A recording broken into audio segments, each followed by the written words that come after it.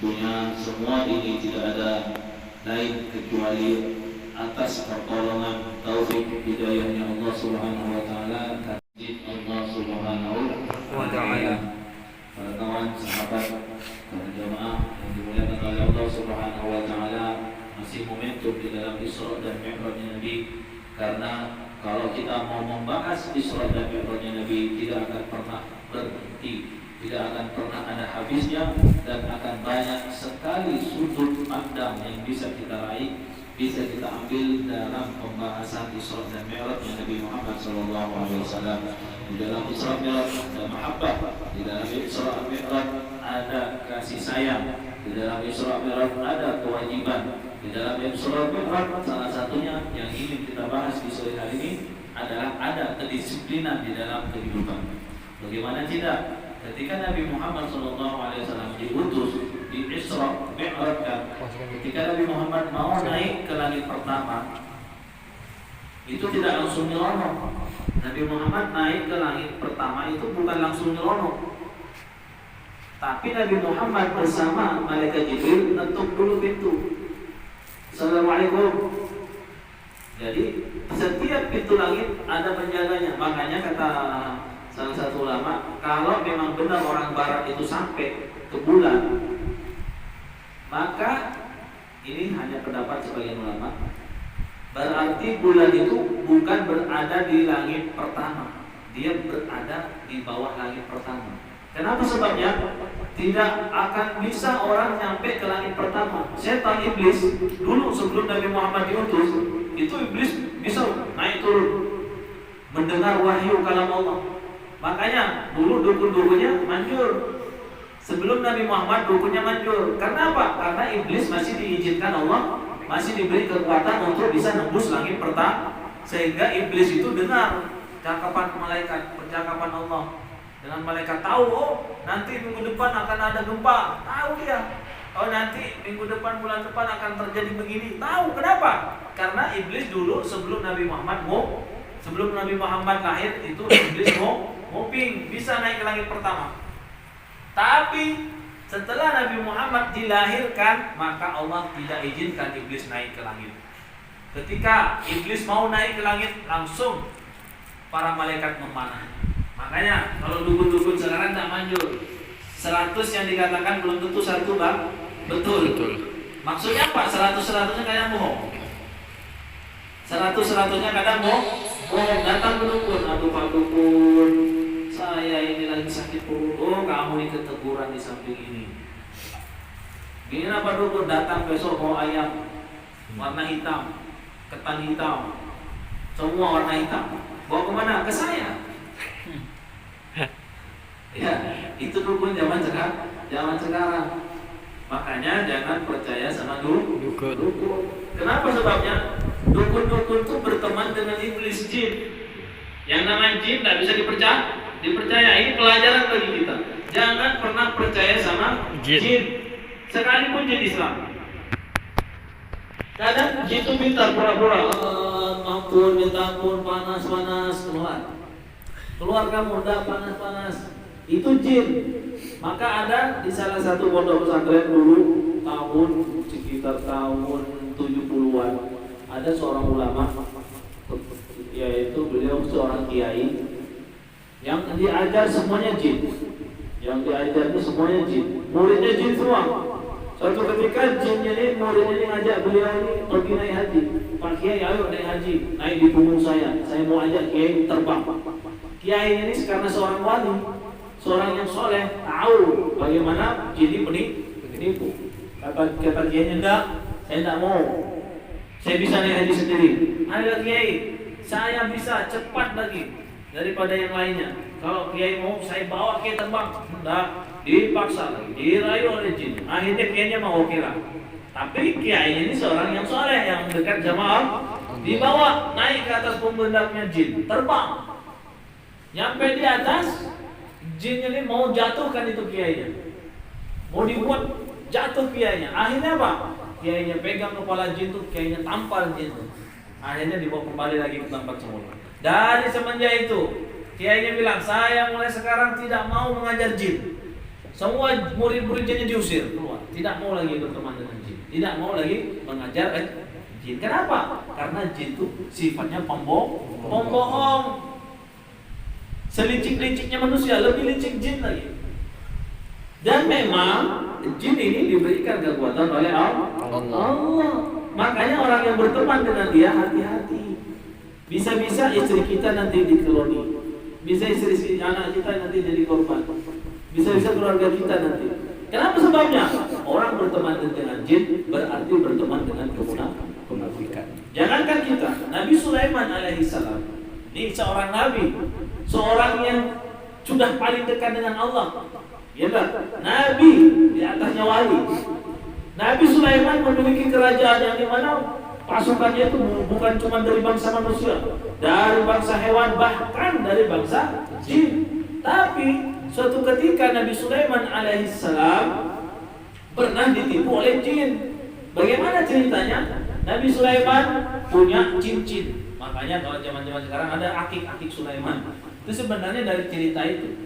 Kalau kita mau baca cerita ini, baca tafsir, baca Al-Quran tafsirnya, ada diceritakan itu.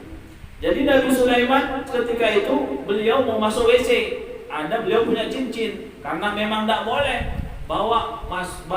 masuk ke WC bawa cincin. Jadi cincin beliau taruh di luar.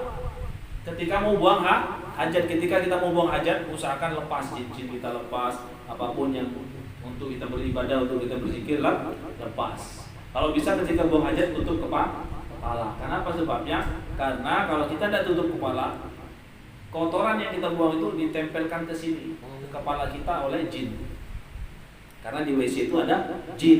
Kalau yang masuk laki-laki yang goda jin perempuan. Kalau yang masuk perempuan yang goda jin laki-laki. Kalau kita buang hajat, buang kotoran tidak ditutup kepala kita, maka kotoran itu diambil oleh iblis, ditempelkan. Makanya hati-hati.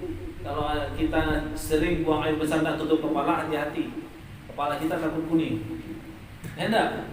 Bahaya. Ini bukan kuning ini. Nah, itu bukan kuning karena itu airnya.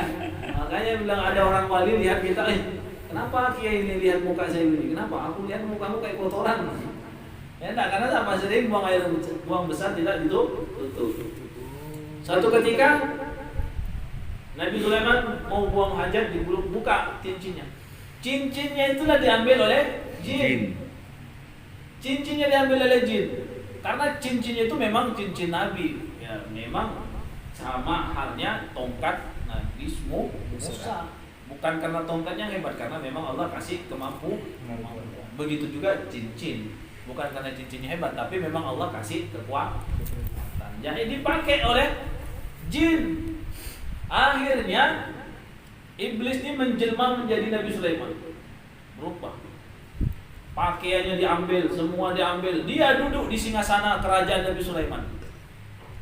Jadi nama-namanya ini sudah penampilannya Nabi Sulaiman, cincinnya pun tidak pernah dipegang. Ini pegang jin itu. Akhirnya semua rakyatnya tunduk sama jin tadi. Jadi Nabi Sulaiman keluar dari buang hajat, terusir dari kerajaannya.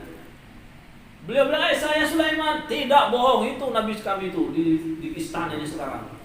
Beliau berputar mau meyakinkan rakyatnya bahwa dia Sulaiman. Saya Sulaiman, bohong kamu ini. Tuh Nabi saya tuh raja saya. Pergi ke pasar lagi, saya Sulaiman, bohong nih. Ini orang gila, tangkap. Kenapa? Tuh Nabi kami di raja kami di istananya. Selama 1 tahun beliau jadi bambungan. Selama 1 tahun beliau terombang-ambing di negara sendiri. Itu seorang nabi ditipu oleh jin. Apalagi kita, apalagi baru tahu baca Al-Fatihah, sudah mau menaklukkan jin. Hati-hati.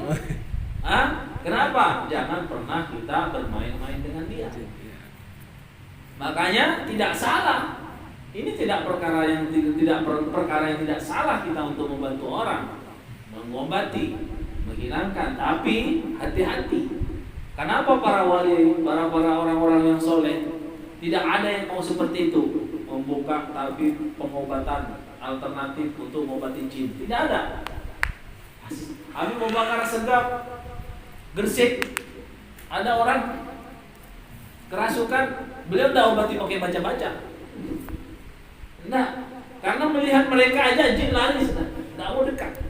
Orang yang ahli sholat duha, jin takut. Sepanjang pandangan memandang, jin lari. Kenapa? Hawanya orang yang ahli sholat duha itu membuat mereka terbakar. Tidak usah baca-baca. Bismillahirrahmanirrahim. Panas.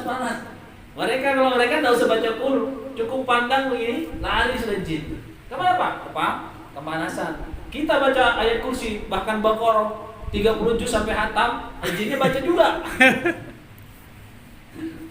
Malah diprotes jin, baca tajwidnya salah, bilang jin. Ya, hati-hati makanya. Ya, hati-hati bermain dengan jin. Takutnya jin lebih hafal Qur'annya daripada kita. Malu kita. Ini yang kerasukan siapa nih bilang jin? Kaku tak kamu dulu. Ya enggak, makanya jadi Isra dan Mi'raj itu mengajarkan kita kedisiplinan. Nabi mau masuk langit yang pertama, beliau tidak langsung masuk, beliau ketok dulu. Malaikat Jibril ketok, "Assalamualaikum, ana Jibril wa Muhammad." Kata malaikat yang pertama, "Apakah langsung masuk?" Enggak. Oh, ini Nabi Muhammad nih. Oh, ini Jibril nih, langsung masuk? Enggak. Ditanya dulu, "Hal buista? Apakah engkau diutus oleh Allah?" "Ya, kami diutus oleh Allah." Masuk. Ini mengajarkan apa? Kedisiplinan. Begitu juga seterusnya di langit kedua, di langit ketiga, keempat sampai ketujuh, beliau tidak langsung nyelonong masuk. Malaikat Jibril sebagai tuannya para malaikat tidak langsung nyelonong, tidak langsung tembus. Nah, beliau ketok dulu. Ini apa? Adab. Kita walaupun di rumah sendiri mau masuk ke kamar orang tua tidak boleh langsung nyelonong, ketok dulu.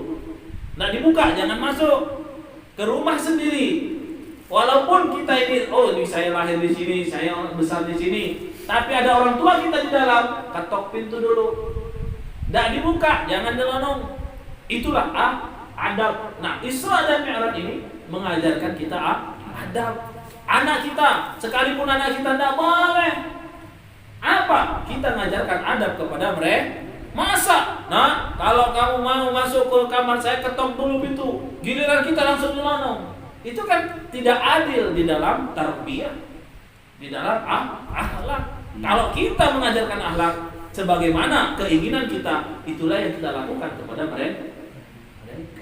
Makanya Isra dan Mi'raj mengajarkan kita akhlak, mengajarkan kita adab. Allah mengutus Nabi Muhammad tidak langsung Nabi Muhammad tembus lewat pintu ketok, begitu. Ini namanya tarbiyah akhlak yang diajarkan oleh Allah kepada kekasihnya Nabi Muhammad SAW, yang dimana untuk kita kerjakan, untuk juga kita adopsi di dalam kehidupan kita. Makanya dimulai dari keluarga kita, dimulai dari hal yang kecil, insya Allah kita akan mampu nanti ke hal yang besar. Mudah-mudahan di sore hari ini Allah memberikan kita kemampuan, memberikan Allah kita akhlak yang mulia, akhlakul karimah, sehingga kita bisa hidup bahagia di dunia dan akhirat. Mudah-mudahan Allah anugerahkan ke dalam kehidupan kita ini akhlak yang bisa kita contohkan kepada generasi kita seterusnya, akhlak yang bisa dibanggakan oleh anak dan keturunan kita. Dan mudah-mudahan Allah anugerahkan kita semuanya ini orang-orang yang berakhlakul karimah.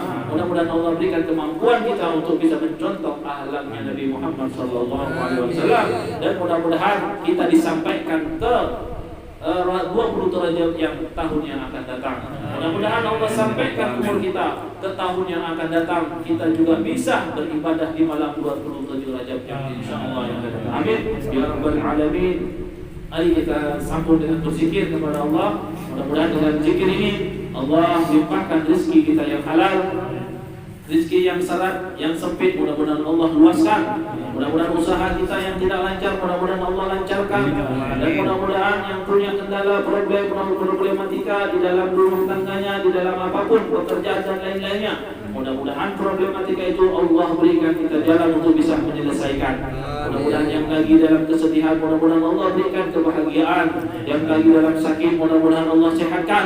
Dan mudah-mudahan yang punya hajat, apapun hajat itu, untuk kemaslahatan di dunia, untuk kebahagiaan di dunia, untuk kenyamanan di dunia, dan untuk kebahagiaan di akhirat. Mudah-mudahan di sore hari ini, di mana waktu sangat mustajab, Nabi Muhammad menganjurkan berdoa setelah asar di hari Jumat karena di hari itu adalah hari di mana tempat waktunya diterima doa oleh Allah Subhanahu wa taala. Mudah-mudahan Allah mengabulkan doa kita. Wallahu Nabi Muhammad sallallahu alaihi wasallam. Al-Fatihah.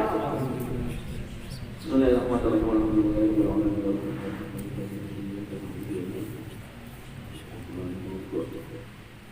Bismillahirrahmanirrahim. Allahumma qina bihalalika an haramika wa aghna bi fadlika amman siwak. Allahumma qina bihalalika an haramika wa aghna bi fadlika amman siwak.